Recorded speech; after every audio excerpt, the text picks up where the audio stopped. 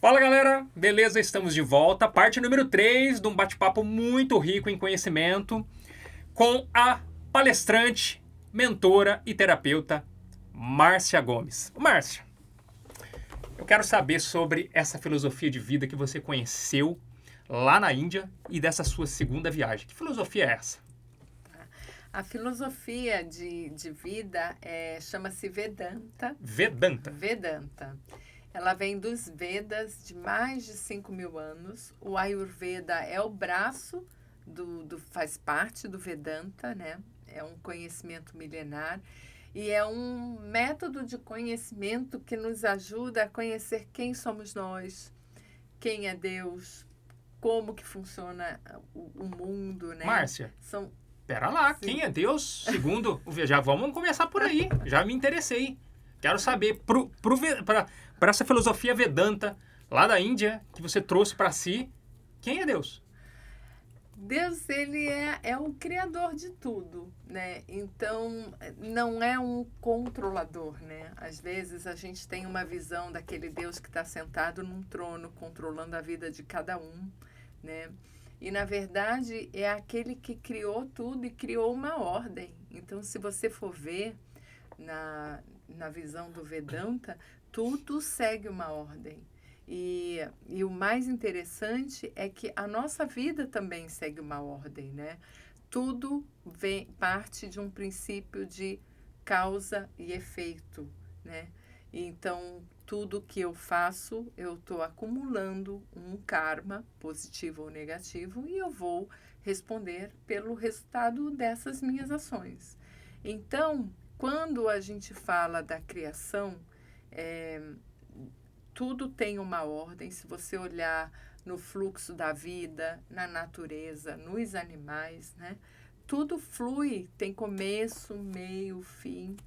E a gente, quando compreende isso, a gente lida com mais simplicidade a observação da nossa própria vida, que tem um começo, meio, fim, que segue uma ordem, sabendo que tudo que eu fizer, eu respondo pelos atos das minhas ações, porque segue uma ordem, né? Então é como se tivesse tudo fluindo, uma lei, né? Uma lei funcional, que se a gente seguir essa lei do fluxo, não tem que ninguém apontar o dedo para ninguém para dizer se você pode ou não pode fazer isso, sabe? Que isso, se você fizer isso, você vai ser condenado. Se você fizer isso, sabe? Porque, na verdade, quando Deus criou todo o universo e nos criou, é para que sejamos felizes. Né? Um pai jamais queria que o seu filho, né, tivesse sofrimento e dor. Então, quando a gente pensa num ser livre, é um ser que faz escolhas coerentes com a sua consciência. E aí a gente se pergunta por que então tem pessoas que fazem escolhas erradas? E muitas dessas escolhas erradas, elas vêm de uma história de dor e sofrimento, né? Padrões mentais, né? Uma criança que sofreu um ambiente familiar abusivo, desrespeitoso, se esta criança crescer e não se curar, provavelmente ela replica essa história. Então, quando a gente olha que uma pessoa cresce fazendo mal para o outro, é bem possível que ela tenha recebido isso também. E ela vai replicar o padrão mental dela. Então, como eu vejo a harmonia na vida? É cada um buscando curar suas feridas. Porque se cada um fizer o seu trabalho interno de se curar, de curar suas dores, sofrimentos, traumas, de tudo que passou, das vergonhas, das culpas, né? Então, eu às vezes atendo mulheres que perderam um bebê com um aborto natural e às vezes até induzido, e elas trazem muita culpa, muita vergonha.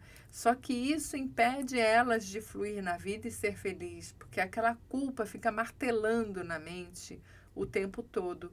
Então, quando eu falo de ter uma vida feliz e saudável, na linha dessa filosofia védica, a primeira coisa que a gente tem que fazer é se perdoar, se amar, e esse caminho é através de um autoconhecimento. Por que que eu me culpo, né? Por que que eu... E muitas dessas vezes, das vezes que nos culpamos, temos vergonhas, é pelo que nos foi dito. E muitas vezes de crenças religiosas duras, né? De que se você fizer isso, você, se fizer aquilo, você, né? E aí a gente fica com esse martírio na mente.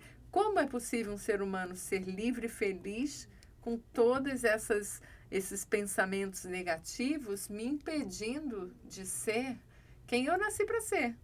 Um ser livre e feliz, né? Com certeza, Márcia. Eu, ouvindo você falar sobre a Ayurveda, e você disse que ela é um braço do Vedanta, não é isso? Sim. Você lembra, assim, quais seriam os outros braços? Qual que seriam? O que tem? Além da Ayurveda, o que mais que tem ali?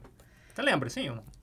Os Vedas, eles, no conhecimento dos Vedas, eles trazem os livros sagrados, que são Upanishads, Bhagavad Gita, que são os livros que trazem todo o conhecimento, muitos deles contados em até histórias metafóricas, né?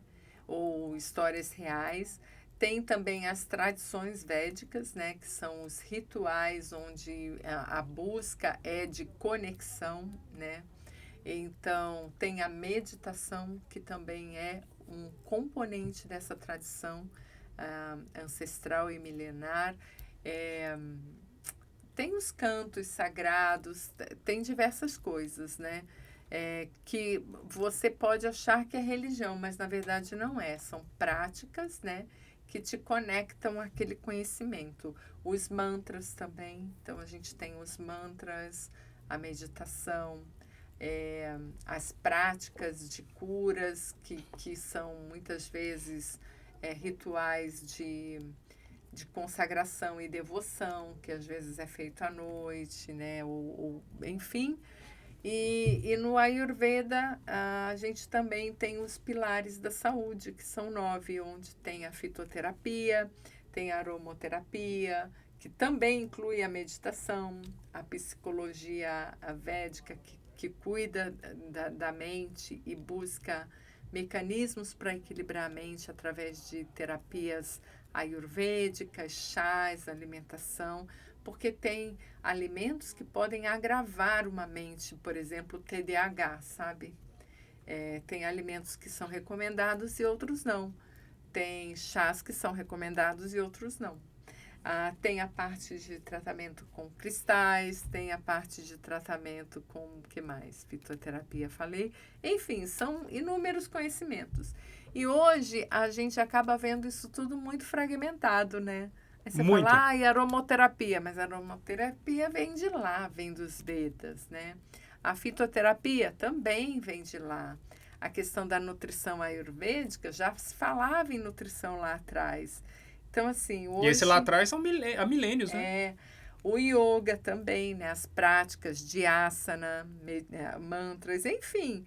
É tudo, quando você vai ver um guarda-chuva gigante que traz um monte de práticas de bem viver, se a gente aplicar um pouquinho de cada na nossa vida, vai fazer diferença. Tem uma curiosidade, Márcia. Seguinte, você falou da fonte criadora Deus. Praticamente todas as religiões entendem que existe um Deus criador, certo? O cristianismo tem Jesus, né? O budismo fala de Buda, né? O islamismo fala de Maomé.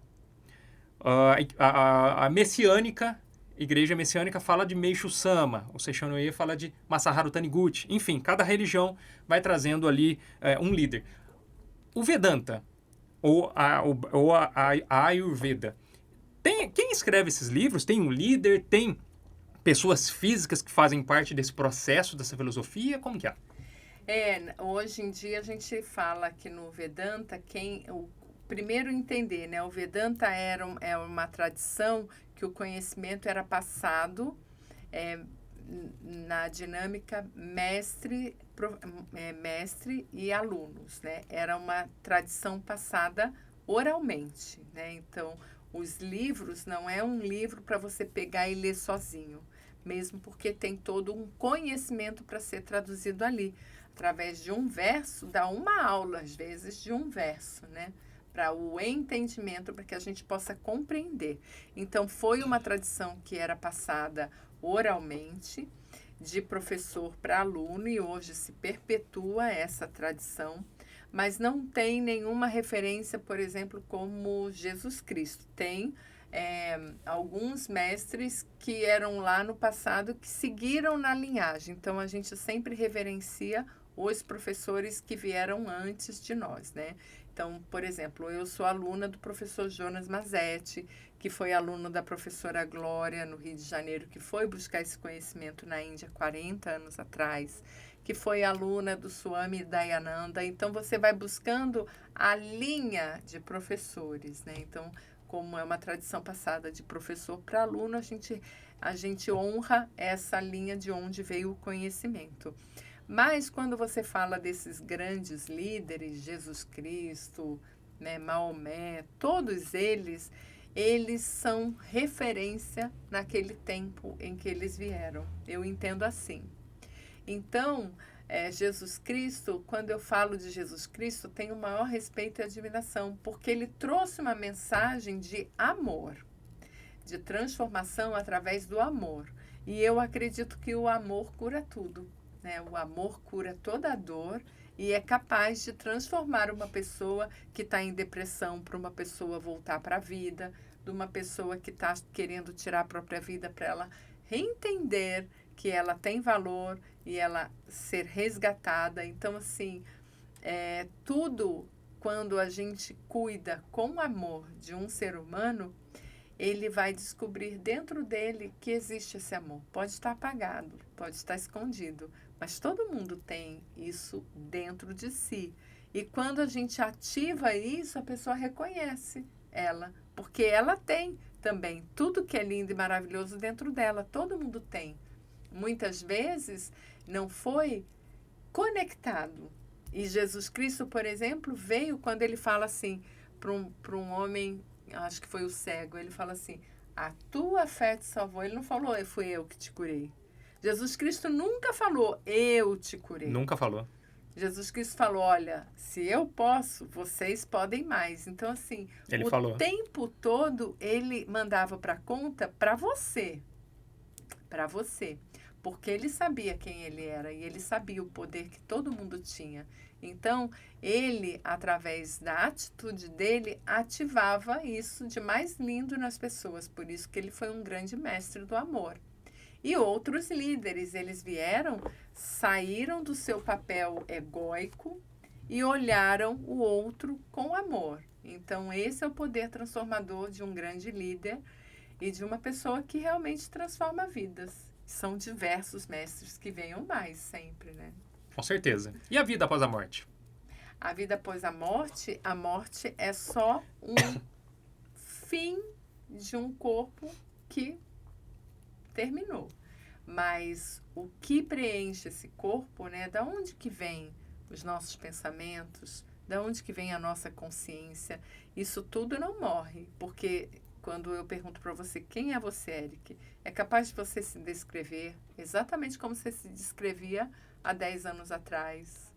Você talvez fale a mesma coisa que você falava há 5 anos atrás, porque para você, você continua sendo você e o seu corpo está passando o tempo, né? Então, eu me reconheço independente do tempo de eu ter a idade que eu tenho ou não. Então, esse eu persiste. Esse eu segue, mas não tem uma forma de se materializar aqui porque o corpo se esvaiu. Acabou. Mas segue para uma outra existência em algum lugar, em algum momento do tempo, espaço. É um papo muito interessante. Eu tô sentindo que o tempo tá passando rápido demais, é porque o papo é bem legal. Eu vou te instigar e te cutucar um pouquinho mais para falar sobre vida após a morte na parte número 4, porque a parte número 3 nós estamos terminando. A você que está em casa, tá gostando? Curta, comente, compartilhe e a gente volta daqui a pouco.